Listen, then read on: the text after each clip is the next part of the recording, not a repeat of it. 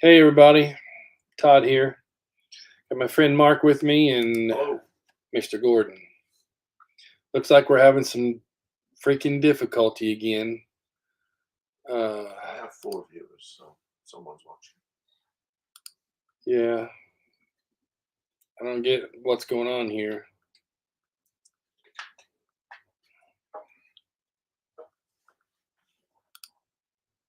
I don't know if it's going to bring him live in the group or not. For some reason, it canceled all my. Okay, we're in the Nick Tate and on YouTube only. Apparently, that's rather upsetting. I've had this thing scheduled for a while. Anyway, hey Peter, hey Timothy. Yeah,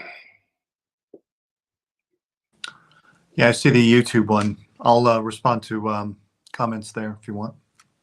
Okay. I'm trying to see if I can get it if it's fixed right now. We'll do some news. Jeffrey's going to join us here in about 10 minutes and show a couple videos and talk about everything that's happening out there and about the Eagle obsession. Why is this not?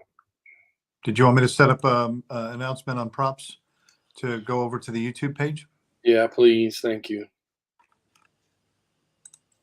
I'm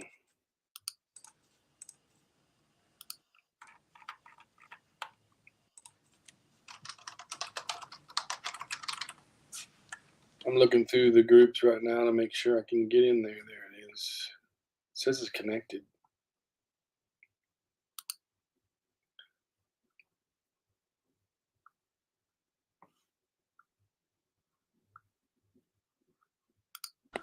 All right. It's being posted. Yeah, it's not working. Looks like Peter Stewart is on. Hi, Todd and Gordon. Hi, Mr. Stewart. You doing all right, I hope? Ray Thomas. Hi, Todd. Hey, guys. Did you tell your friend Chris to get on YouTube? He's probably looking on Facebook. Yeah, see if he can hit the YouTube. Just changed his name from Eric to Chris. Oh. One of these days, Todd. One of these days. Forget the name, and he just told me a few minutes ago. So we're going to go first with some news, general stuff that's going on, Wonderfest, and I'll let Mr. Gordon do that. Oh, okay. Well, yeah, Wonderfest is coming up. June 1st and 2nd. We're going to be there. Nick Tate's going to be there. Looks like Jeffrey Morris is coming too, which is good. We're going to be promoting, obviously, Props and Ships. We're going to be promoting our own stuff. We're also going to be promoting the Eagle documentary and its progress. There's going to be some interesting sneak peeks, and there's always updates that Jeff likes to share with us on the production of the documentary. And you're going to see one heck of a Eagle display. This time it's going to be the 88, a couple of 44s. I think Todd's going to bring either one or two of his. And then once again, we're going to be sharing Eagle, or not Eagle, but laser tanks and UPs and UPCMs in kind of a scale formation. I think we have a little bit of a campaign to get round two to hopefully buy off on the idea of they should be producing a tri laser tank kit with all three variants in one kit. I would be so happy to see that. I think that they would do very well with it. I think there's serious crossover potential, and quite frankly, it would be just darn right cool, to say the least. But nevertheless, we're going to be bringing a slew of tanks at different scales. Probably not all of them are going to be perfectly Canon, but we will have a few Canon. At least our 124 sets are going to be very Canon. Canon. Yeah, probably They're not. Cool. They're cool as hell. They are. But nevertheless, I'm shooting for a 148 scale, 3-tank kit. I think that there's a number of good repeatable parts to be produced. I would also like to see the tracks be movable to where you could actually add on light or RC kits. That would be way cool. Uncle Bill, the biscuits kits are beautiful, but they have static tracks, and to have fully operational tracks would be killer. Would be amazing, and would be kind of cool to see that sort of thing. But anyway, we're going to be having fun at Wonderfest. Like I said, June 1st and 2nd. Todd and I will probably get there Friday afternoon early.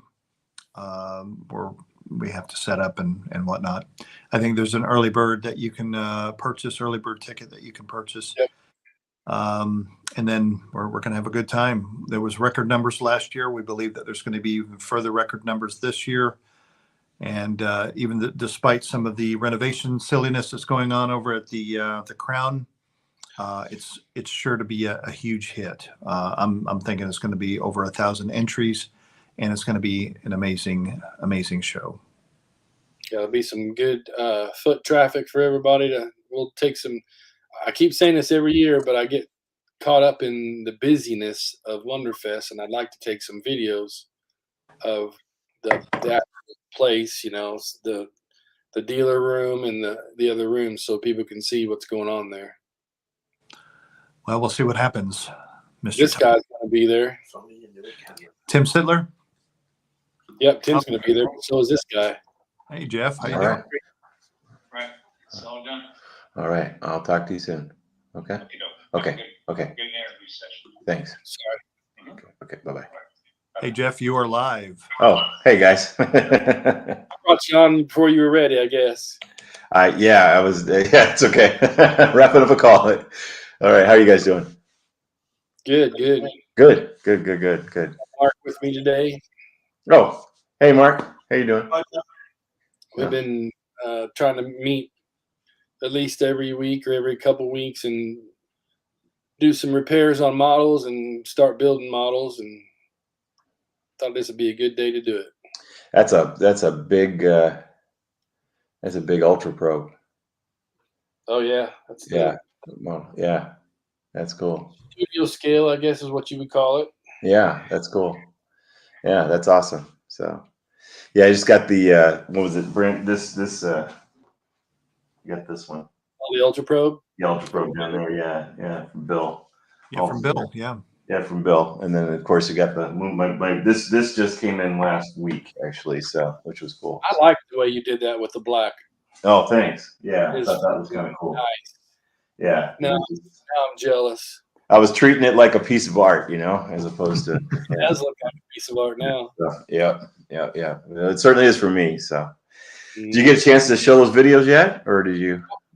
We were gonna wait on you. Oh well, I'm here. Let's. We've got a couple of new videos that we can share with everybody, and it's exciting times. Very excited to. We're still getting all as far as the documentary is concerned. I guess what we could do is show the videos, and then you guys could ask me quite. If we want to get caught up, we can do a quick catch up on where everything is. Yeah. So. I'm sure everybody would like to see these videos. I'm not sure who else. See, we're having some technical difficulties. I don't know what's going on with StreamYard, but everything that I had scheduled, it's only broadcasting on YouTube and Nick Tate fan club for some reason. I don't get it. Okay. You wanted to be on Props and Chips? Yeah, I had, the Eagle Obsession group. I had Space 1999 series, Todd's Corner, all that stuff lined up. So, would it help to restart? Could you restart it? Maybe, but I'd be scared to. It'd probably make me set it up all over again and then be.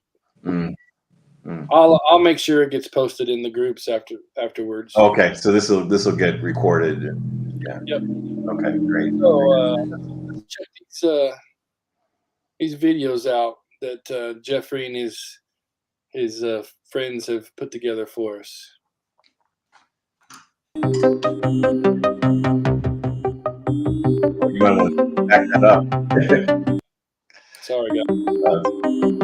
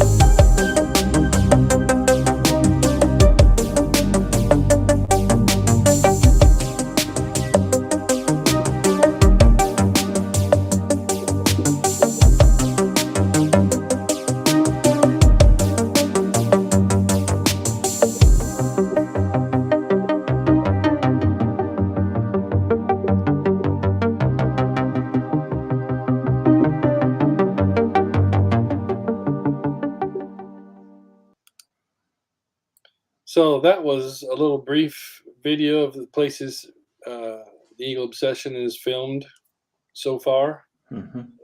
That was pretty cool. Oh, thanks. Yeah. Of course, I was, honored to have you guys here. That was real fun for me. Mm-hmm. It was Mark, a good there's day. one of those photos you took, Mark. Yes. Yeah, which Yeah. is great. Yeah. So, but yeah, no, it's. I was saying that I think my favorite photo out of the whole piece is that one of me and you standing in your corner there. Right Yeah, here. right there. Yeah, I think that's a great picture. I love it. So. Yeah. That's a Yeah, good no, one. it's it was really fun putting that together. It was also a little emotional just to see like everything we've done. We've gotten so much filmed, and there's still quite a bit left to do. But we've got 80% in the can. I'm planning to shoot at the Strategic Air Command Museum with someone named Aldo Spadani, who's he's an aerospace engineer. He also has worked on a bunch of Hollywood films. Like he helped design like the Iron Man suits for the Iron Man movies and stuff like that. And he's actually been a fan of the Eagle, and he and I are gonna do a segment about like what if you really built an Eagle, what would it have to what would it take to build it for real?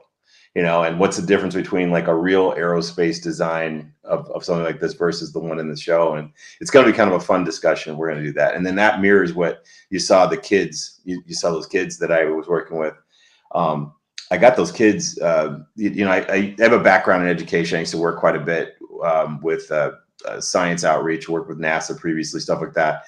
And I've had a lot of work with kids at the elementary level, and it was a lot of fun to go in with a group of fifth graders and show them Space 1999. It was crazy. They actually freaked out. They were like, "This show's so cool," and they loved the visual effects. They actually thought the visual effects were good. They didn't feel like they were 50 years old.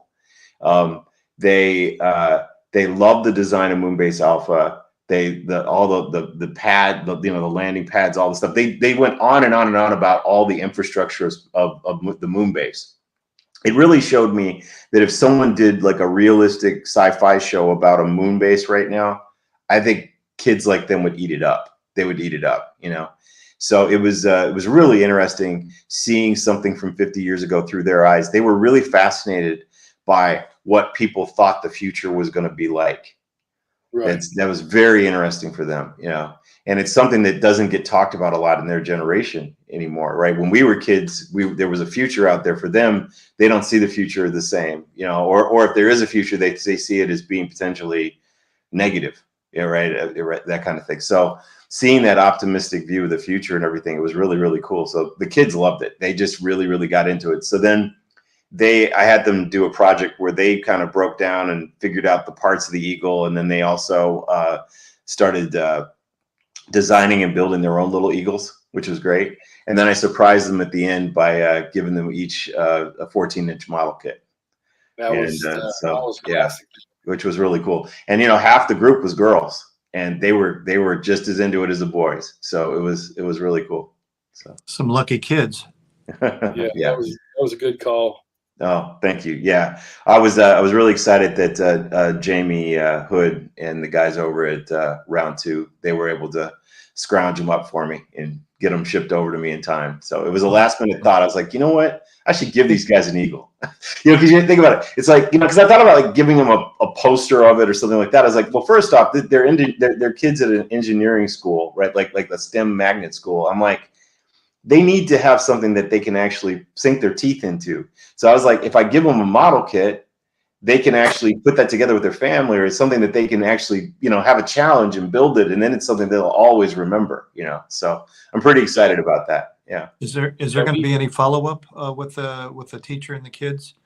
What I should do would be, one of the things I could do is I could see if, I actually was with them 5 days. I filmed three full days with those kids. So 2 of which I'm going to use in the film. So I'm going to show did you see the room that I was in with them where I had the Eagles and I had stuff set up and everything? That was the day that I kind of talked to them about it and showed them everything. And you're actually going to see in the film these kids watching Space 1999, which is really, really pretty cool, and then I did the second day where I filmed the second day where they had their presentations ready. And between that, I had 2 days, 2 classroom sessions with the kids, just me and the kids riffing and talking about, the Eagle and the moon base and all those things, and let them ask me questions and talk and everything. So, but it might be fun to do a follow-up like after they built it. I just don't know. I don't want to put pressure on them as far as when they build it or anything like that. But, but it might be fun, at least at a minimum, to do some sort of follow-up. There's got to be, like, even if it's just some sort of an article or follow up, let it behind the scenes kind of thing or something. So yeah, I think that's a great idea, Gord. I love the shirts that they were wearing. Future leaders. Yeah, pretty awesome stuff. Cool. Yeah. So that was a fun element and unexpected, and I think that what it does for this documentary, there's a tendency when you're talking about something from so far in the past, right? And all of us old dudes, we're sitting here talking about this thing from way back. Yep. It's a neat thing in this documentary to now be able to talk about the future, and then also showing how timeless the Eagle is, right? That you're going to see on camera. I did not coach these kids. You're going to see their reaction to it and their excitement around it. And I think you could see it even in the pictures. Oh yeah. Yeah. Organic reaction. Yeah. So you really can tell that. What my point is, I think it shows that our interest and our love of this thing, there's a reason for it, and it's a universal thing. It's not just a 50 years ago thing. That's what I'm trying to say. Yeah, Absolutely. The one No, picture, the girl. Oh, sorry. I was going to say the idea of putting the kids in there just drives this whole documentary home for what you originally envisioned anyway. So it was a great thing that you did this. Oh, thank you. Yeah, thank you. Very excited about it. So appreciate that a The one lot. picture that had the girl with her hand up, she looked like she was excited. Oh yeah. Oh yeah. Oh, there's so much. Like I said, I've got hours of footage. It was really interesting. I was actually showing my wife like the raw footage I just played. I came back from the school that day, and I had, like you shoot all this and it's all digital, and I had the hard drive, and I plugged it into my laptop, and I was like, hey, let's watch some of this, right? And I was showing her, and my wife, like, she didn't want me to turn it off. Like, when I was done, I was like, she was so interested in the kids and what the kids had to say. It was a completely different perspective, and I think this is going to open the documentary up to tons of people who were, wouldn't even thought about it. Yeah. So who knows? You get somebody like Elon or whatever looking at this, and he's political silliness aside, when he does the SpaceX business and this, I would think that plus NASA might be a good segue to at least I don't know, open up a door for showing off some future whatever for our next generation. Yeah. Well, I haven't had a chance to talk to you guys about it yet, but I actually am in the process of connecting with him. So, yeah, that's I know he's a big fan. I'll know more about it this week. So, yeah, Sweet. It's interesting you said that. So, yeah. Well, you guys know me. I don't hold back. We got to go. We got to make it happen. So, yeah. You have been doing that. This behind the scenes. Kind of a status update from April to April is, it's proof is in the pudding. You are making this happen. We're helping you with this, being a consultant. But you're making this happen. And Jeffrey, man, we appreciate it. We appreciate you.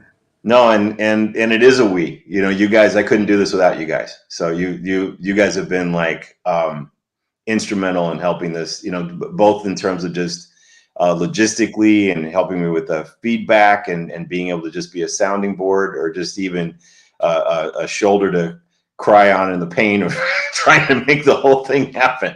It's just that you guys have been awesome. I can't thank you enough. Part of why I wanted to come on here today. Right? So I just wanted to, I figured if we got these videos, we should do it. And the other thing too is, there's obviously the streaming. It can get a little weird. I hope you guys will put the link in. We're going to have a YouTube link with it shortly too, and then you guys certainly have the ability to take it, download it, and put it on Facebook and whatever you want to do with that video. But it's for wide distribution. I want people to get excited and talk about it again.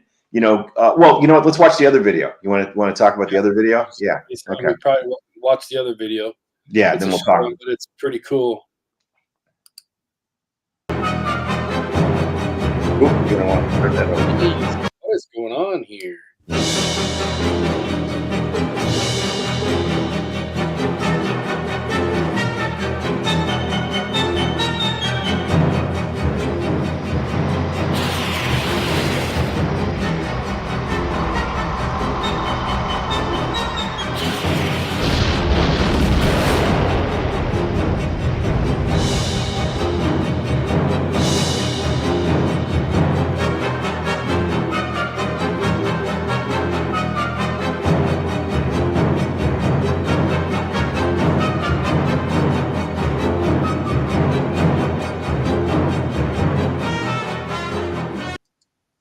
It's absolutely cool. Beautiful.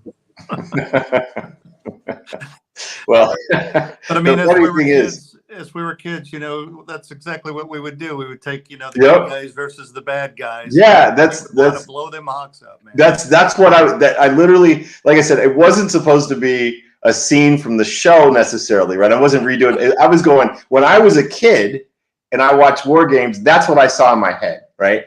And so what we're doing for the documentary is there's going to be like flashbacks. I'm actually casting kids to be like me when I was a little kid and some of my friends when we were little kids.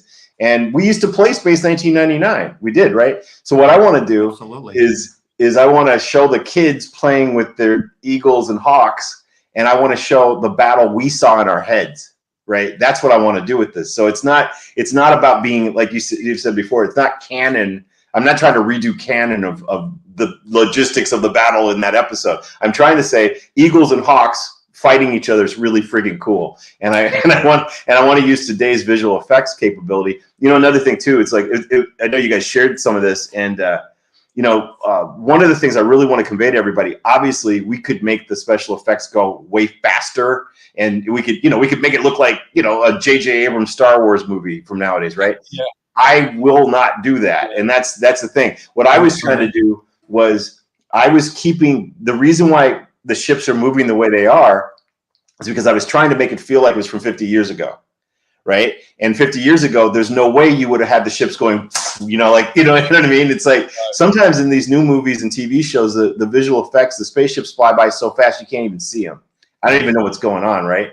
So I'm going to do a battle here. I'm planning to do the kids are playing, and then I'm going to show us a space battle with the Eagles and Hawks that's going to blow everybody away. That's my goal with this. But I also think it shows the potential for what we could do with the Eagle right now, right? What we could do with these from a visual effects standpoint right now. So Sure. I had a lot of fun making that and doing it. It was really, really fun. So it looked like a lot of fun because Yeah. that was spectacular, and I love the explosion. That was amazing. Yeah. That's what we were all dreaming of back then. Yeah. So it's the other thing too is, you couldn't do 180-degree shots back then, right? You could do the Eagle flies this way. Now we cut to the Eagle flies this way and the Hawk flies this way, right? One of the things I wanted to do here, I wanted to compose a single shot that let us see them, follow each other, and the camera follows, and then we blow, you know what I mean, and everything. So obviously I was like, okay, I can only do one shot. If I can only do one shot as a test, what do I want in that? And so in a couple of days, I'll have a behind the scenes, but actually John Avery, who you guys know, John and I actually set up in my studio here in my home, and we had like green screens we set up, and we actually took Todd, I took the Hawk you gave me, right, as part of this, and I had the Hawk, and we photographed it. I actually just shot it. I lit it and shot it with my iPhone and stuff, and I shot the Eagle and everything, and I plotted out the shots. And then a gentleman, Anthony Taylor, he took all the composited elements. I isolated them, and then we built storyboards. So we made the storyboards. Then I got the storyboards over to this Tobias Richter with the Lightworks in Germany, and he did this shot. And then he and I went back and forth a few times, and we tweaked a few things, and got it to where it is. But this is just scratching the surface, man. This was just us playing around just to go, can we pull this off? And so now it's like, just wait till when people says when we're doing this war game sequence in the movie. So it's going to have lots of ships flying and blowing each other up. It's going to be Gordon. It's going to be just straight up us as kids in our heads. It's the thing, right? Yeah. And I'm going to do that. We're also doing a really cool sequence with Guardian of Piri with the planet there. We've got something that we're planning to do. And then there's just going to be throughout. There are going to be some cool moments where, like, I'm going to compare like the Eagle and the lunar module. We're actually going to see them fly together in the documentary. You're going to actually get to see them flying I think it's going to be a lot of fun. So there's a lot of things. I'm using visual effects in the documentary as a storytelling tool, basically. So yeah. Absolutely. That's perfect. Yeah. These things are amazing. Every time you come up with another video, it's like, wow. Cool. It wows us. With reference to the behind the scenes, how was the interview with Barbara Bain? I bet that was surreal. Oh, it was fantastic. I mean, the thing that happened was I was with. So you guys know I met Barbara last fall. We had lunch and we really hit it off. I mean, like we were just like it was crazy. Had so much in common, so many things we could talk about, and we actually spoke very little about Space 1999 or any of that. We just kind of talked about our lives and interests and things like that. And Barbara's a very much into literacy, and she's very how would I describe it? She had a rough childhood, and she had a lot of, you know, she doesn't come from a background people would have expected, basically. And she told me a lot of stories about that and how reading books and art and going to the art museum and things like that as a child, that really influenced her, that helped her along. And she also, she grew up in a neighborhood that she was a minority in the neighborhood, which is kind of the same as I grew up, kind of minority, you know, like I was in a predominantly white, when I grew up in Arizona. She grew up in a neighborhood that was predominantly black. Barbara did. And she actually was, as a dancer when she was young, like a teen, late teens, she actually was in a dance company, and she was the only white person in a dance company. It was an amazing story she told me about her life, right, and everything. So I got to, she was telling me all about this, and we related really well. So then when I decided to get her on camera for the documentary, I wanted to do something that was kind of, that would kind of honor her past and her background. So when we get in the documentary, we're going to be talking a lot about her, like her childhood and her origin story. And one of the things that happens is I introduce her to my friend. I have a childhood friend who's when she was a little girl, we would play, she and I would play on the playground a lot. And we played Space 1999 and other stuff. We were little kids, right? She told me, surprisingly, that watching Space 1999 for her led her to, she saw Dr. Russell, and she was like, I'm going to grow up and I'm going to be a doctor, or I want to be a scientist. So she ended up, she's a double PhD, and she's works a lot with neuroscience and game theory. And she basically created these amazing video games that are designed to teach. It's really crazy. But anyway, Dr. Russell was like her childhood hero. And so I brought them together. So there's a segment in the documentary where early on, where just Anna is her name. Anna and I talk a lot about being kids and watching Space 1999. And then she tells the story of how 1999 influenced her. So then I surprised her by introducing her to Barbara Bain. So Barbara Bain getting to hear the story of Anna, and that fact that Anna was inspired to ultimately become a PhD because she saw Dr. Russell, we caught all that on film. Nice. Okay, and so it literally was very emotional for Barbara to know that she inspired. You know, she had no idea that was happening. That you know, and that's part of what the story of this documentary is the fact that science fiction, these things might have seemed like, you know, nerdy little shows to some people, but they were huge motivators for so many of us. And I actually made the parallel for Barbara that when she was a little girl, going to the library or going to the art museum was like a big thing for her, whereas for us, watching shows like Space 1999 inspired us to a future. So all that's in the documentary. So it's a very, very human interest, and it's very human, and it's very, you know, so that's some of the storytelling I'm doing here. That's part of why I think this was going to appeal to both 1999 fans, but also a huge group of people who've never heard of it, which is, it's a great inspiring story after story. Yeah. No, that's amazing. Yeah. So how about Mr. Okuda? He and I had he's obviously a big 1999 fan. He loves the Eagle, but what he and I talked about was very, very specifically about the damage he and I both feel happened with the loss of the Apollo program.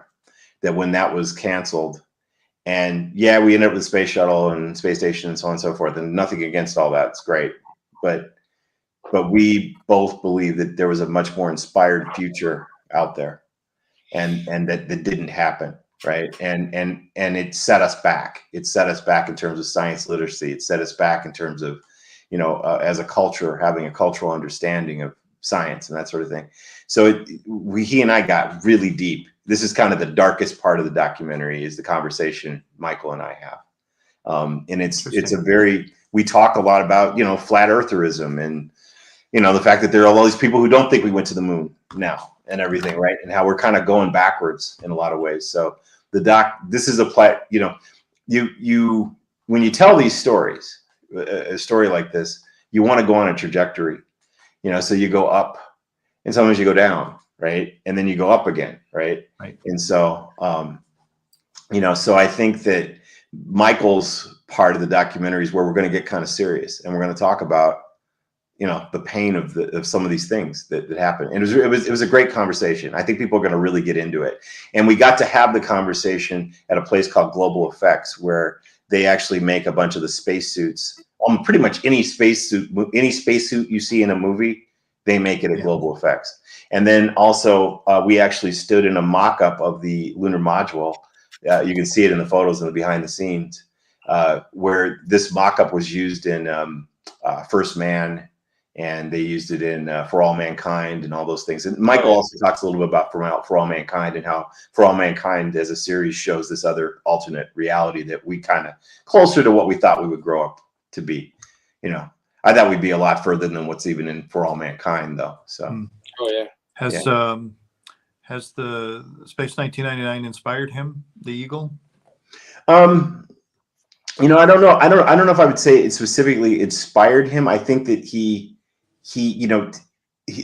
being a huge fan of 2001: A Space Odyssey, which is Michael's thing, he sees Space 1999 as being part of the lineage of this kind of, more real side.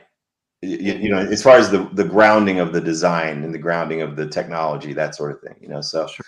So yeah. So he's a fascinating guy. I've known him for a number of years, and it was really exciting to get him on camera and everything. So I think people are going to enjoy that segment. So that was cool.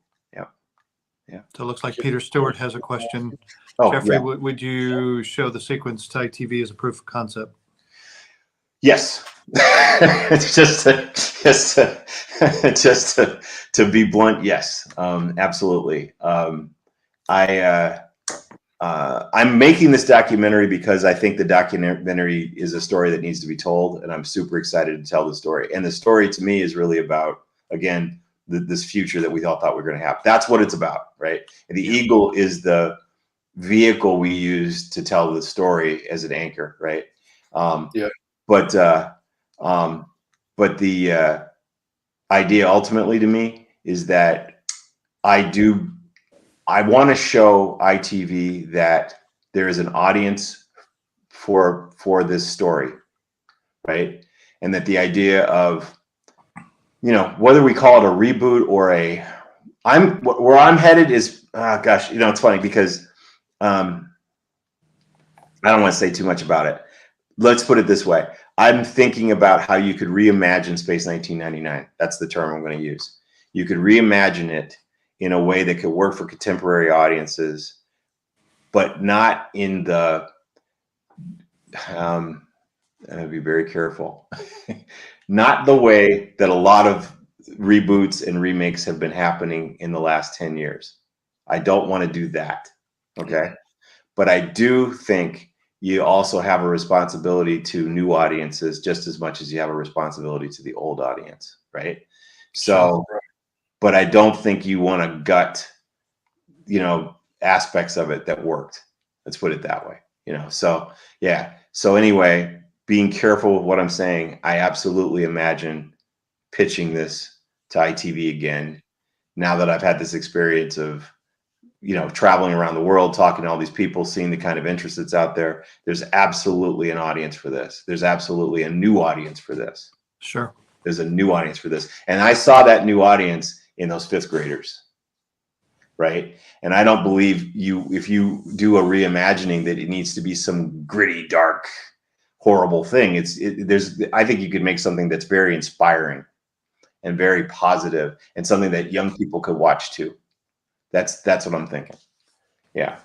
So anyway, there's Ray here. Let's see. And thank you, Ray. That's a real honor. Thank you for saying that. I really appreciate that.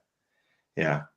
And will it be entered into the Academy Awards? My first goal is to make something that would be potentially Oscar worthy, if that makes sense, right? I mean, the first thing is I got to get it made, and I'm trying to make something that is, I think everyone can see this. There's a lot of ways you could make a documentary. I've been trying to make this as cinematic and as big as I can because I'm a filmmaker, and because I care about big. I'm approaching this like a motion picture, not like a little documentary. So I think that's going to help the scope. and we've already started conversations about theatrical release for this, and I'm shooting it to be shown in theaters. So, so everything. So I don't know. We'll see what happens. I mean, Oscars. I mean, there's like a million steps between here and the Oscars. My first step right now is just get it finished, and we're shooting a week from Friday, and then my target is to be back in London at the end of May, and film the final the interviews with Brian Johnson, the interviews with Jamie Anderson, and getting Nick Pate back into that cockpit, the finished cockpit. So that's my target, is to do that at the end of May, and then hopefully travel straight from London to Louisville to hang out with you guys. So Heck yeah. yeah. Well, Jeffrey, just be careful. You might make such a wonderful documentary that this might open that door for you, and you're going to be having some serious documentary bread and butter come your way. Well, I wouldn't turn it down. I wouldn't turn it down. No, I would not turn it down. No, of course. So, Absolutely. that's awesome. Yeah, you want to you want to show the let's show that one more time, because I bet people want to see the visual effects thing one more time if you want. The Hawks. Yeah, Hawks. Yeah, you want to show that one more time, and then Absolutely. in a few days I'll have an article that shows the behind the scenes of how we did that, and I'll get that out to you guys. I'll let you see it as soon as that's ready.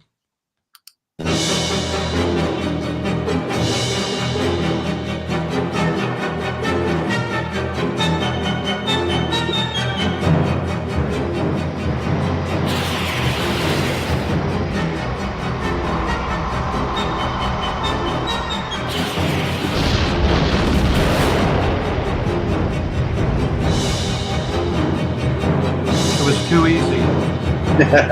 Yes. You know what's funny?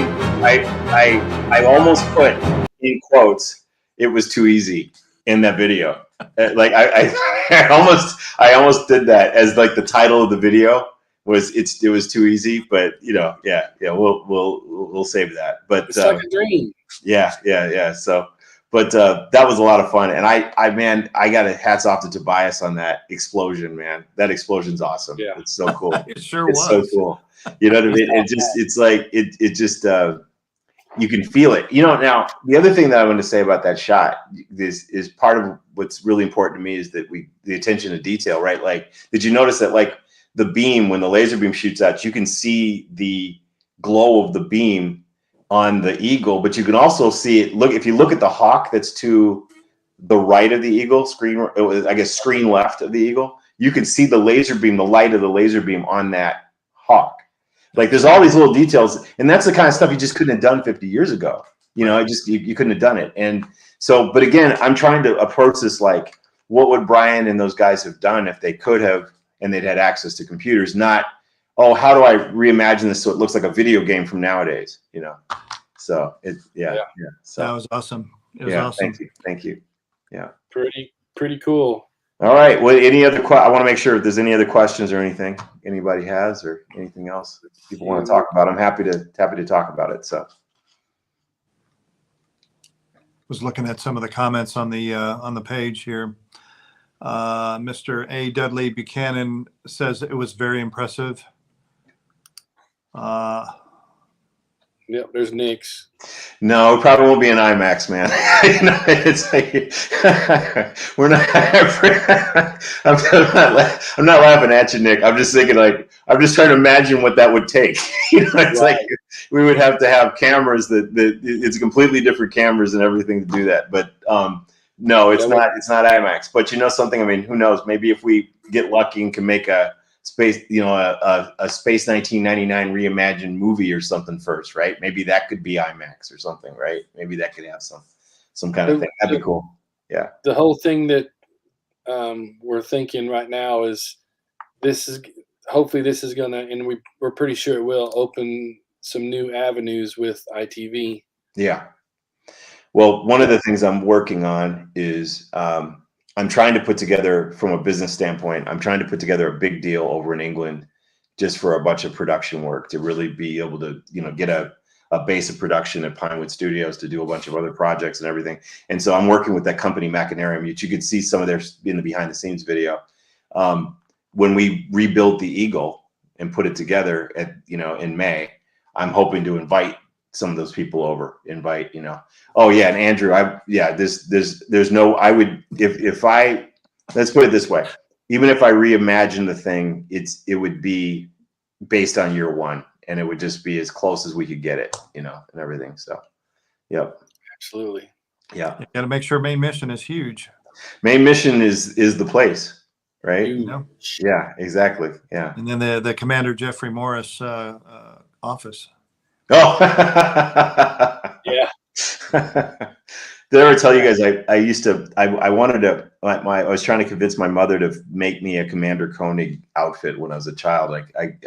She wouldn't do it. And I was like, well, how can I get my own sewing machine? But I never figured it out. So yeah. Well, so you're going to be showing up with Nick over at Wonderfest. Yeah. I'm very excited to be at Wonderfest and everything. So yeah. Oh yeah. The funding went well. I see this question from Timothy. We did raise about 30,000, which helps, right? Every penny helps pay the bills and get things.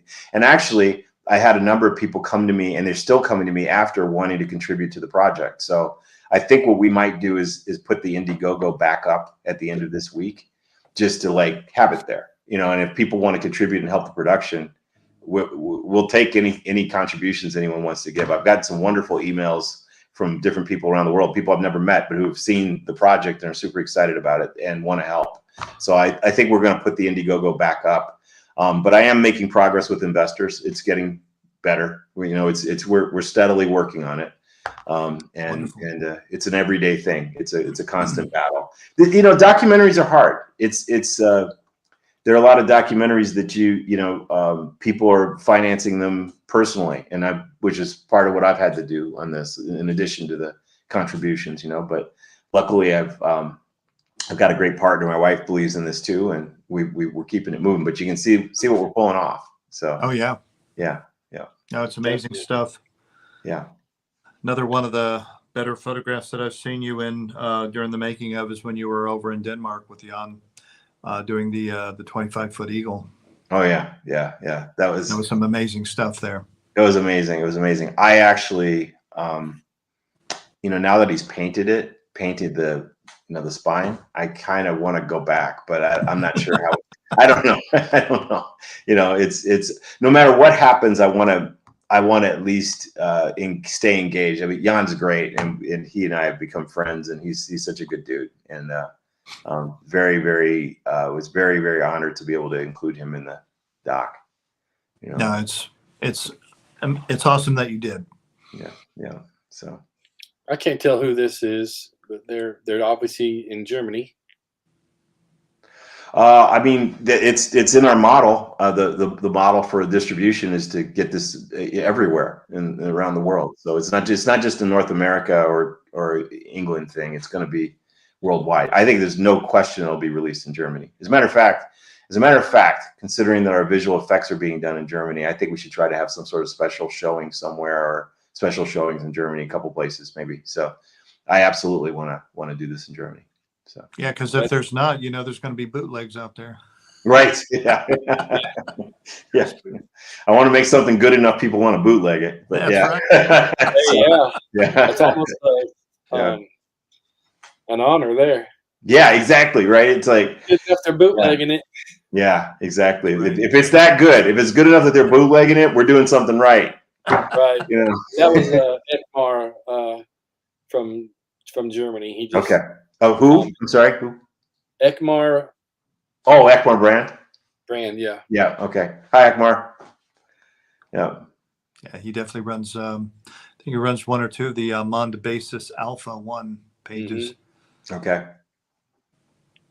Let's see. That looks about. But yeah, we'll get the word out. Obviously, whatever you need from us, we're going to be getting that word out. Our numbers are constantly growing, and it's nice to see that there's a lot of interest out there. It's really weird. I'm actually surprised to either read or hear about folks didn't even know about stuff when we're trying to advertise the snot out of it all over the place. And didn't know about the doc or whatever it is about 99. the documentary, any of the updates, I just get a little surprised when you hear after the fact or whatever that folks seem to have missed out somehow. Yeah, yeah.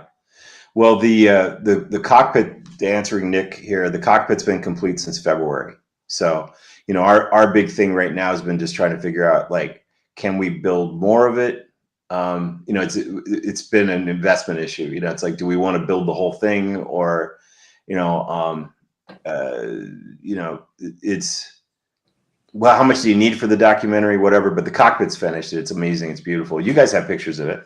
You guys have, yeah. It's crazy. It's crazy. It's 100% accurate, even down to the lights flash exactly the same. We like got that thanks to Roy. Yeah, Roy did that for us. So yeah. Is it modular? It can be easily shipped. Absolutely. Yeah. I don't know if I can call it easily, but yeah, it can be. I know it's big. Yeah. But Yeah. No, it can be taken. Yeah, it can be taken apart and it fits into a shipping container. And we've got plans to potentially either bring it over the U.S. or, if it stays in England, we may tour it around for the 50th, or we may bring it over here back over. I don't know what we're going to do yet. I don't know. We might even build more than one. I don't know. It's like, if I can get this TV show thing figured out or some sort of a reimagining, right, then who knows what happens with it, right? So there's all that too. Yeah, tour would probably knock out a couple of things to where, the reimagining as well as the inspiration piece of it for the next generation of upcoming leaders. Yep, absolutely. There's always a really cool aspect of it. It's something that Todd and I actually advocate with model building. Within Pops and Ships. Yeah, no, absolutely. I have to tell you, when I was inspired to have the kids in, and then when I had this thought about the kids getting a model kit, it was that picture behind you, Todd, of getting kids into modeling.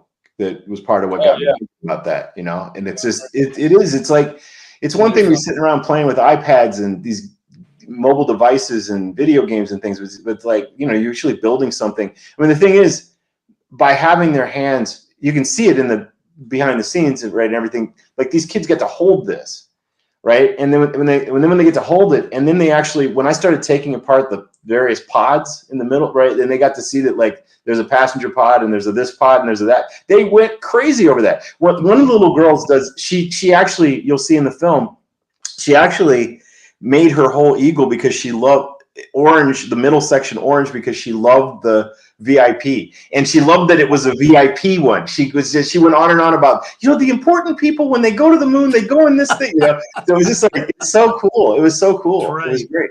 Yeah. Right. And don't forget the command eagle. Hey man, we got to get.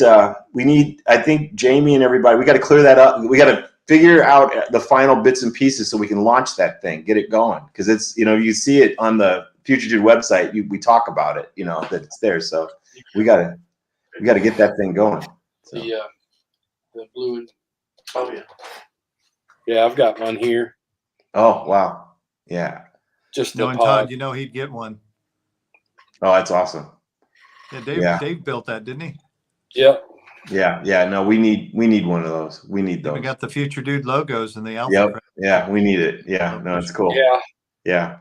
Well, and hopefully also with having our logo out there and everything, it starts to get people more excited too.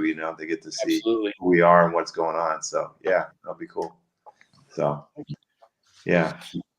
Yeah, Andrew, I would too. I would too. We'll see what happens. We right now it's, yeah. Like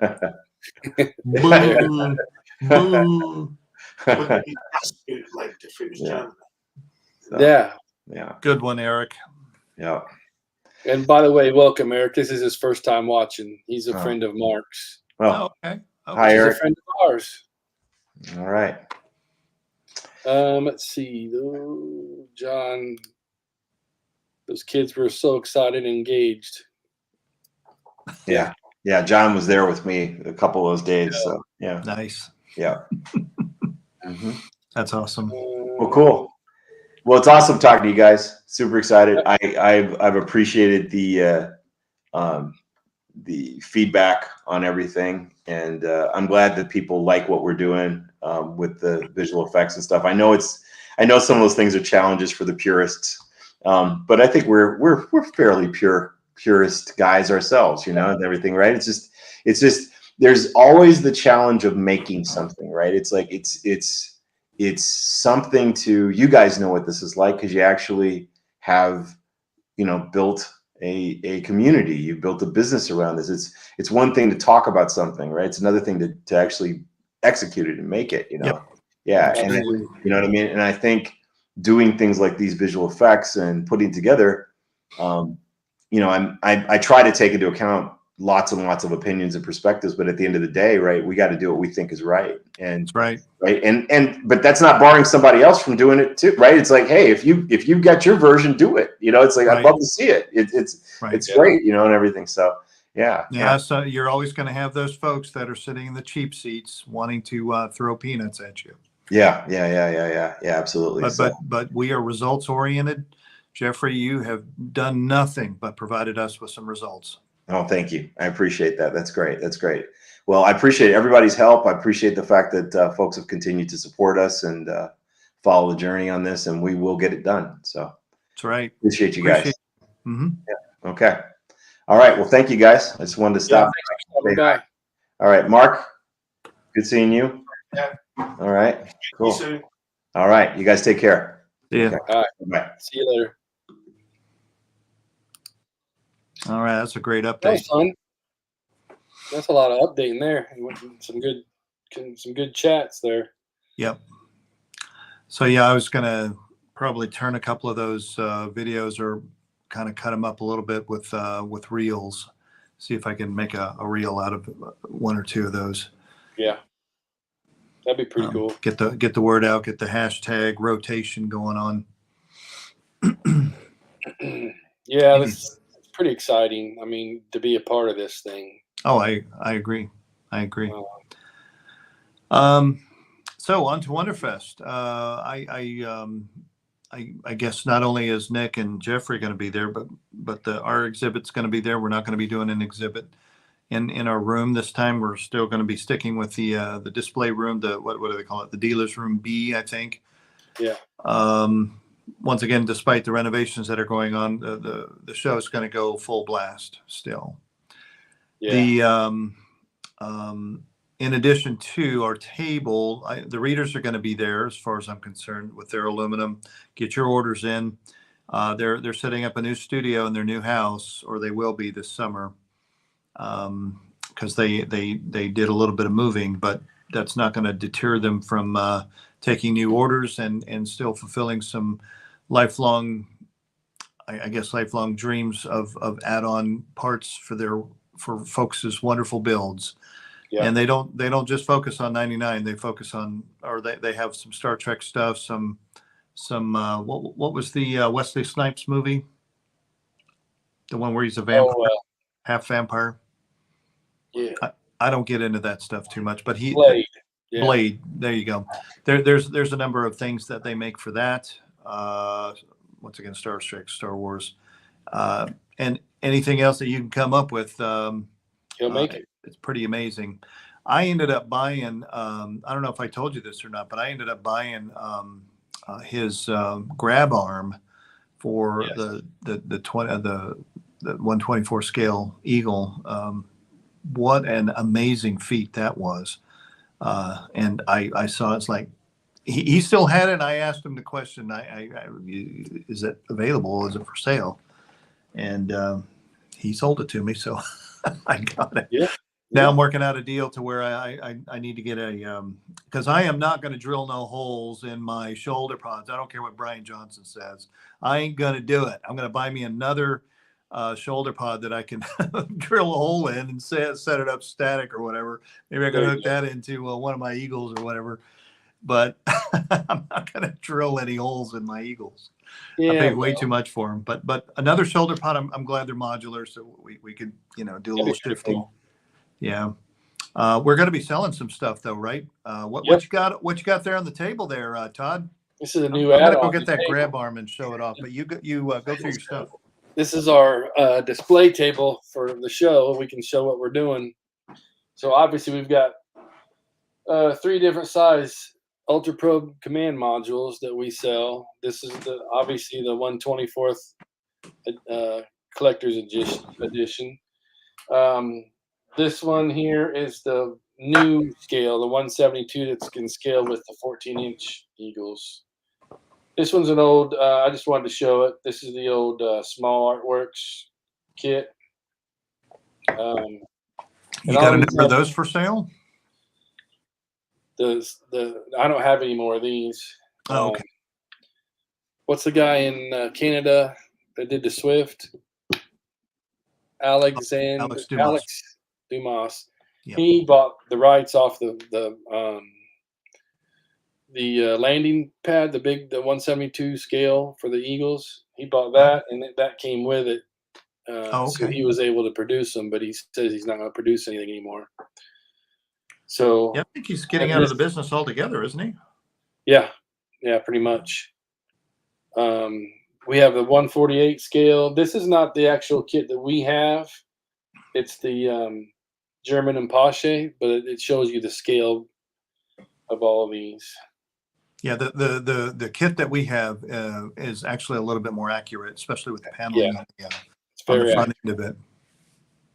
Not that the German is bad. It's a very nice kit, but yeah, if you want to go a little bit more Canon with the panels, we have that.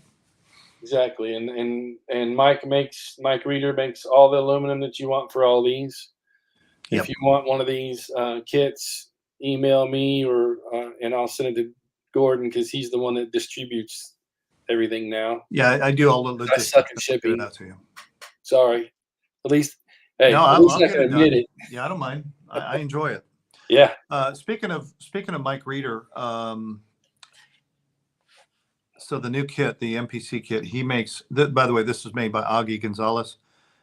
He did a really good job. I'm very happy with this. But Mike had hooked me up with. I ordered some aluminum parts for the Comlock, and boy, oh boy, look at that! That is just amazing. Yeah. I love it. So he makes parts for both the Comlock and the stun gun. Get your orders in. Yep. He makes aluminum all sizes, even the really, really itty bitty ones. You can see these. Or the very big ones. Yes. So for David Jacob, he made the massive thruster for that 1/24 scale Swift. Yeah, that was pretty awesome. It was very awesome. It was like a goblet. It was huge. It's like a planter. Right. So anyway, so there's the grab arm. He also does very specialized work. I think he was playing around, but he did such an amazing job with this brass. And then I'm going to get me another shoulder pod, probably a static leg, and have it as a display by itself. Somebody brought up to my attention, if you do that, there's going to be a weight issue because this thing is going to be sticking out. So I'm going to have to figure that out. Not sure if it can be all by itself static, but I don't know. We'll see what happens. I'm sure you could. You could put it on a display stand that holds the. Not a bad idea. Not a bad idea. Get some plexi, or as the Brits call it, perspex. Perspex. Yep. Yeah. Oh, is it a brand name, perspex? Yeah. Oh, okay. Yeah, we call it plexiglass. Is perspex? Do you guys call it plexiglass in the UK? Mostly perspex. Perspex, okay. Yeah. Like Band-Aids versus bandages. Yeah, I get you. Yeah. So cool. Yeah. Oh, so the other kit that we will be having on hand, I have a bunch of them in stock, is the Sidon, the 148 Sidon. You should get you one. These are actually pretty good. Actually, really good. This was casted by Buteo fellow. Huh? The Buteo fellow. No, that was casted by Chris Lynch. Oh, I thought the original. That was originally Alfred Wong, right? Alfred Wong's kit, and I bought the masters off of him. But yeah, this is the original Alfred Wong casting. But yes. Chris makes the kits, but from the original cast of from Show- Alfred. Show the nose up there real close to the camera if you Oh. can. We've made a new nose for that's not the same one that came with the Alfred Wong kit, and there's a couple other pieces on there too. So But yeah, it really does make for a nice display. It really does. So I would highly recommend it. yep. Eric's looking for some 1/72 kits. So Oh, here we go. Yeah. Mr. Eric Moore said he'd like to get a fleet of craft in the 1/72 scale, and we could probably help him out with that. So I know that Bill would probably be able to do a lot of 3D printing. Mhm. When I was looking at the Cosmos 1999 folks doing their thing, they actually had a site on. I think they had the Cetaceus and some other ones that were of a very miniature scale. And I think all of that was 3D printed by somebody. I'm not sure who. Mhm. But I know Bill is working, I wouldn't call it feverishly, but he is putting together some stuff. The Super Swift, pretty good. 22 inches, the latest and greatest, which I need to make a little bit of time to put mine together. George Carmo, better known as JC, had put his together. Absolutely. Well, he did a fantastic job putting it together, but the end result is just absolutely amazing. Right. So get with Bill Altenberg. If you want something made, he could probably craft it. He's actually going to be there at Wonderfest this year, isn't he? Yeah. Yeah. He's gonna bring some stuff to sell too, so that would probably be a good place for you guys to grab some Please of his check out his goodies stuff. from Canada. Amazing Yeah, stuff. This Uh, Altair's was made by him. Yep. You can actually get the Altaires in probably more than one scale. He's got a little tiny one that he sent me, and then that one there. And then, of course, you being the builder or whatever, you could actually finish off and do whatever it is that you wanted to do. Now, Paxton Young, Keith Young, Yeah. he had taken the Centauri space station and made a whole decal set for his. It's freaking nice. It is. I want that. Yeah. I just don't have the decals, but I do have the space Right. station. I want that. That is really cool. We'll talk soon, Mr. Eric. Eric's also a prolific builder as well. Ah. He's got a YouTube channel, Mr. E Models. Mr. E Models. We'll have to check him out. Yeah, on YouTube.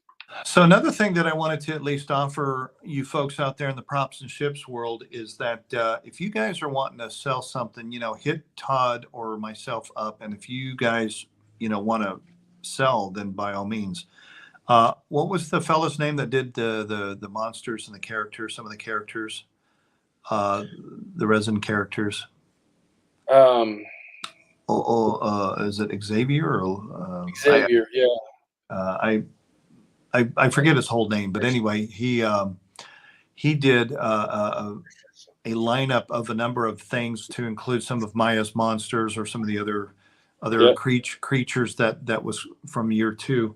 Did a really good job on that. He did, I think, Koenig, a Maya, a Carter. He did a Carter, and all of those type figures. He has a whole line of his own type stuff. Back in the day. What was Mr. Jackson's first name? Anyway, he created Alex Jackson. Yes, he created a whole bunch of stuff, and we advertised for him. And if there's some stuff out there that you guys are wanting to get into or produce that we're not, then by all means hit us up, and we'll be glad to let you advertise. Absolutely. On props and ships. Get some interest going. It's been kind of a little bit of a lull here lately because of how well things in my life has been. It went from bad to much better in January, and things are kind of normaled off. So I'm very happy to be getting back into stuff. Very happy. Yeah. But come check us out at Wonderfest. Wonderfest is going to be fun. Mark, you need to make your way over there. Yes, Come on. We'll even give you a ride. I'm coming out there to Todd's house on Wednesday. Yep. That Wednesday before. And if you want to ride with me and we could sure use your help. Would love to have you. Cool. Absolutely. He's got What to else? go this year. Sorry. Can I just mention something to Todd just to see if he wants to mention it out loud? Okay. Yeah. So I'd like to let everybody know that we're going to set up a website for very soon for our kits and everything to be in a store. That way you don't have to do all this emailing and wait for it's gonna go. You pick the kit, you purchase it, it comes right to Gordon, and he ships it out. So, but the thing of it is that we're not. I would like to at least caveat. I'm not a big fan of pre-orders. no, I know we're that not the Jerry Anderson store does pre-orders, big. All these people do big pre-orders. I'd like to at least have the inventory on hand, ready to go. Yeah. So, yes, that way, anything that we have, it'll only be in stock items. If we don't have any, it'll show out of stock or whatever. Because we don't like we're gonna pre-order and then it taking so long and it makes you guys have to. It makes things very aggravating. Yeah. So looks like Eric Moore is very happy about that. And yes, we will ship to the UK. We will ship to the UK. I'm afraid there's going to be a cost, but I will ship worldwide. I don't have a problem with it. Yeah, everything is going to be shipped. Yeah, I use ShipStation. It takes care of all of my customs forms and things of that nature. It's all automated. I don't see why people don't use that even more so. Right. It's an extension off of PayPal that I use. It's so easy to use, and I don't mind shipping overseas. And I try to safeguard and take into consideration a better. I have really good shipping record in the first place, but I'll make sure that it's very well secure for overseas shipping. I know some of the Canadian or some of the international shipping is just, it treats it like as if you were to see that first scene from Ace Ventura, Pet Detective. I don't know if you ever saw that movie, but we don't want that to happen. Yeah. Tim's gonna bring his Archer rifle kit. Just make sure it doesn't shoot that blue laser. You're talking about the Comlock. I'm talking about the stun gun. Todd's got my old Archer stun gun, and that thing will pop some good black balloons. Oh yeah. Yep. And very powerful. So the Comlock's really nice, though. Oh yeah, I like the Comlock the best.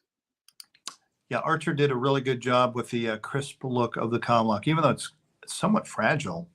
It's a very nice Comlock. It definitely needs to be in that silly carrying case to safeguard it when you're transporting it. Definitely. Who's this? Sorry, can you see who that is? I see Facebook user. That's all I see. Hey, you're welcome to stop by. And like I've always told everybody, I'm okay with you giving me a holler and saying, hey, I'm gonna come by and visit the. Yeah, if the weather's nice, we're gonna be doing some bonfiring, some beer drinking, some chit chat with the 99 nerdness, getting all psyched up for the Nerd Fest that my wife loves to call it, Wonderfest. Yeah. But we do have a good time, and that's really why we do it to have a great time. Yeah, anytime anybody wants to visit, give me a heads up and we'll make it happen. Yeah, you're right off of I-69, aren't you? Mm-hmm. Yeah, you can. Yeah. It's easy to get to. That new interstate. Debbie and Mike will probably be there for the bonfire. Hanging out by the fire too. That'd be great. If they get here at a decent hour this time. Last year they had a rough way to go. Yeah, we were up late waiting for them to come in. But yeah, once again, I plan on bringing the 88. I'm not Todd and I's got to figure out what 44s we want to bring. I'm definitely going to be bringing Eagle 2. I just don't know what configuration. I think I'll be just bringing the transporter configuration, because if you bring your 44, it's already going to be the lab pod. Right. Or are you going to be bringing a custom 44? Is one going to be done? I don't think one's going to be done yet. Okay. All right. But yeah, I think the lion's share of the the UPCMs and the tanks are going to be coming from you because you have the 148, you have the 124s. Mhm. I have a 135th set, and of course, that monster big one that I can't wait to see that. Gary McAllister made, not Yeah. Canon, but it's beautiful. It's a really awesome build. It's like a 1/16 scale. It's freaking huge. It used to be one of those big RCs that he totally modded, and I'm looking at I'm looking to bring that just for, well, first of all, S's and G's, and second of all, we really want to get a good representation of tanks out there because I really want this kit thing to happen for round 2. Oh, and thank you, Mr. Dark Forces 23. Well, I'm hoping you're Mr. or whoever. Thank you very much. Behind me, you can see the one from the 172nd kit. That's the actual box art from Jamie. That's the original artwork. And then way over here, I have the 148 hot kit box art right there. The Lab Pod 22-inch, and then of course the Lab Pod 14-inch. That's actually the Metamorph Eagle 4 altogether. Mhm. I finally got them all hung up with the help of my wife. She had to eyeball it for me. I'm not good without a. I am. Okay. I had a feeling you were. You know, it's really weird is that when I look at the stats on Facebook, the 95 and above percent of folks that tune in are misters. So I took a chance. Right. But yeah, thank you. Appreciate it. Hey, Ray, I'll get a hold of you here shortly. I might have one that you can get. Ray asked anybody. Ooh, If the you have 7-centimeter Eagle. Don't you have one of those in your I've collection? got a couple of them. Yeah, I thought I remember going through some of that. Yeah, not my favorite, but it's kind of a cool thing to have. It's licensed and it's an actual authentic collectible. So I've got one that's not in the original packaging that I'll probably hook him up with. you even have a built-up Comet Eagle with the launch Oh, pad yeah. diorama, don't you? Down there in my down there on the Yeah. shelf. Who built that? You It don't came remember? from James Winch? James Winch. Really? I don't know that he built it, but Okay. I can't remember. I didn't know if it was like, I know. Chris Potter gave it to him or sold it to him or something. Yeah, Chris, or I would say it was probably built by Chris or somebody right there in the UK. It's a beautiful diorama. I like it. I think the only improvement, if there is any to improve, is to throw lights on it. True that. So yeah, Wonderfest is going to be pretty busy again. I'm sure Jeffrey's going to be bringing the filming crew so he can do some filming. Yeah. And were you able to get that third table, or is Jeff and Nick going to be sharing a table? At this point, I think they're going to be sharing a table because of all the construction and the squeeze them down. Okay, no, that's not a problem. What about what about banners? Or what are we going to do about banners? The regular ones that they always post in Wonderfest are going to be there. Okay. So we'll probably need to make one for Nick because he likes to have his own. Yeah. And then you're going to be putting your horizontal banner, your vertical banner next to the display. Yes. Are you going to be putting that at the store? I usually put it at the store, but it doesn't matter really. I've got a big one of the big banners that we could hang up above the eagle. Yeah. Eagles. Okay. Yeah, that'll work. Yeah. Mm-hmm. Yeah, we'll talk more about that. I'm excited. Very excited. Yeah, it's going to be fun. New friends there. No, that'd be you, sir. Mark. Nice. Of course, we get to see David Boyer, and I think Tom's going to be there again. Yeah, can't do this Um, without you, Tom. Hopefully Keith Merrifield to be there, or Mayfield, Yeah. excuse me, Merrifield. several Mayfield, people. Keith Mayfield to be there. Sorry. Rosie's going to be there with Janet Schill. Wow. Okay. Finley. Awesome. Yeah. It'd be great to see Rosie and Janet again. I haven't seen her since 2019, I think. I know. Yeah, it'd be fun to see her again. Wasn't that the one where you hooked her up with a 22-inch Yeah. eagle? Start all that Very stuff. cool. Very cool. I bet her collection's amazing. I can't wait to see what she's got now. That'd be. She better. I'm gonna have to Hopefully she'll probably take message her pictures. and tell her to take some pictures of what she's got. Oh, and John, that's right. John, you're coming. John Avery is coming to Wonderfest. Oh wow! I didn't know Yeah. that. That's awesome. Have you met John yet, face to face? Not face to face, no. Oh, okay. You Yeah, got. I couldn't you believe rented me I the couldn't trip believe to- that it's been. I had a year memory come up on Facebook about when I went up to Minneapolis for a work I saw conference, that. and just so happened to be there in Minneapolis at the Mall of America. We ate over there at the Mexican restaurant there, and that's where I met John. Awesome fella. But yeah, looking Yeah. forward to it. Let's see. But I'm definitely looking forward to seeing everybody. I'm just so glad we're not doing the display in the room anymore. I think that's going to give us a little bit more latitude to do dinner and to consort with other folks all the way around. Seems like we're always in a hurry to get back. We are. I ought to just have everybody meet us somewhere. We'll have a big dinner and get together. Yeah, I think Texas Roadhouse might hate us. Oh well. That's a good well. place to eat. Thank you, Dark Force 23. He says my collection is amazing. Ah, yes. I like it. Most people in the sci-fi like it. So, Mr. Dark Forces 23, how do you like your Kaldorian ship from 1612? I thought they did a fantastic job on that whole Earthbound set. Yep.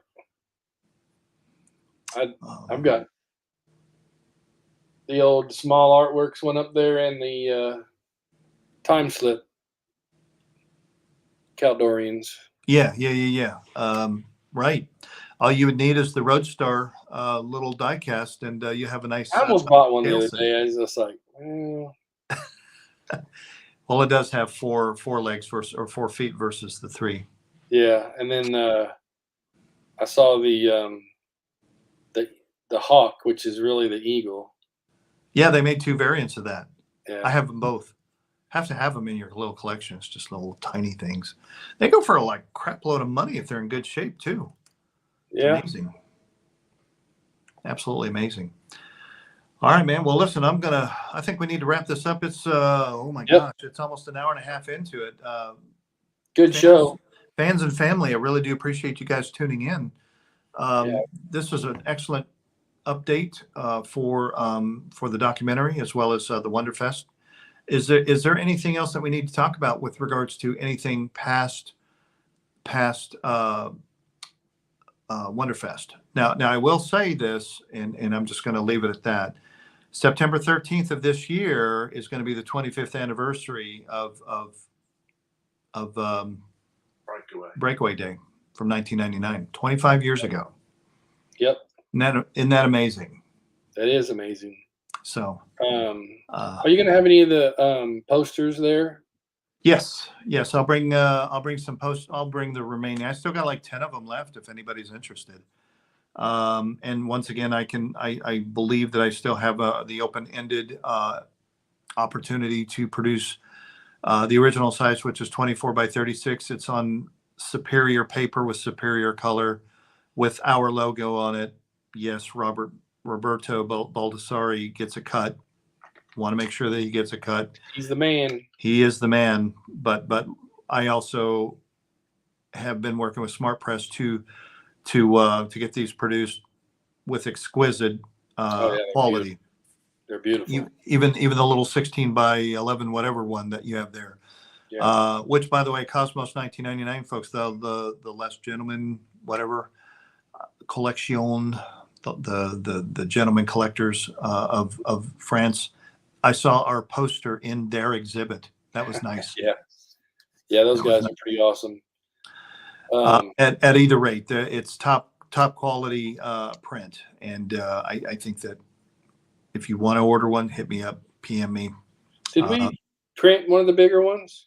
Yeah, I had printed 5 of them and sold them all. You sent one to they're- me, right? For one of my friends here in Indy. I think so. Yes, I hope Yep. you gave it to them.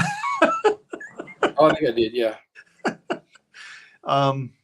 The deal with those posters, though, is they're a little pricey to produce, especially with low numbers. So they're a little pricey to sell, especially at the 24 by 36. But like I said, it's top quality paper with top quality ink.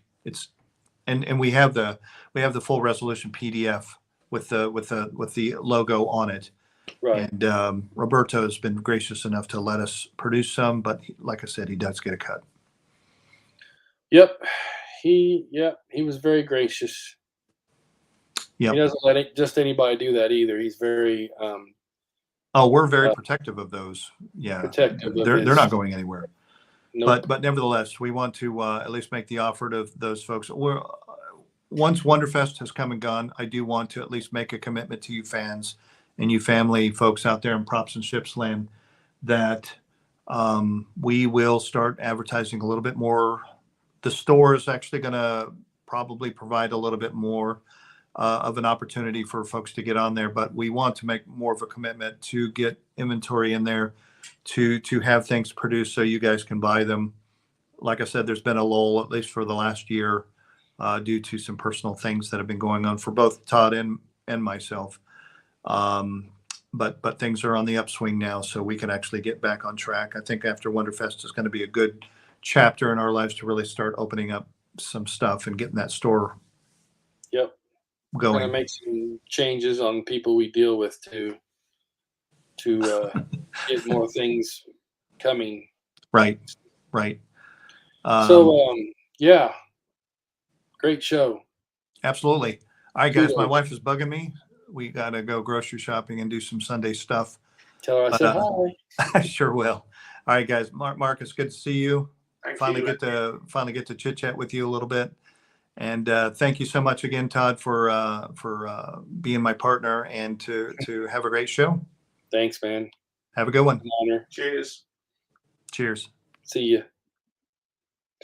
Okay, me and Mark are the only ones left, and we're gonna jet because we got things we want to do. If you guys want one of these kits, email me. Most of you guys have it, but I'll post it in the comments section.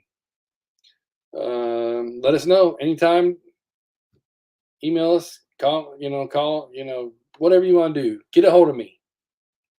So, great show today, guys. I appreciate everybody. We'll see you in 4 weeks. Catch you later. Take care, guys. Thank you.